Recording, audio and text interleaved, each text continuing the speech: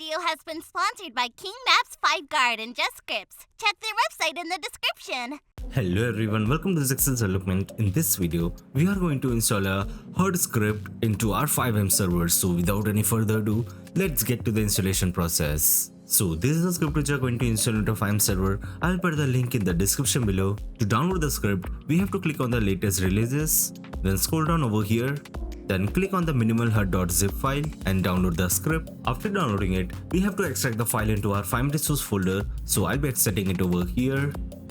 Just like this. Now open the file, go to config, then share.lua. So this is the configuration of the script over here.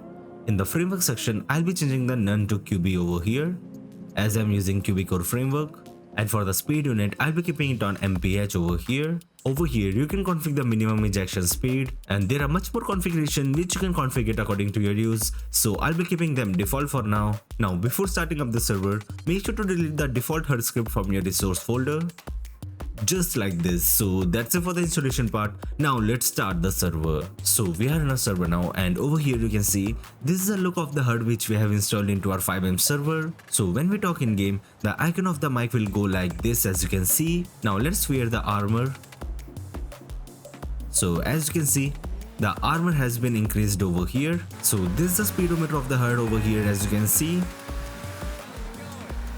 It will look like this in the night and rainy weather. So yes guys, that's it for today's video. I hope you enjoyed the video. If you enjoyed the video, make sure to like the video and subscribe to the channel for more videos related to FiveM development. Goodbye.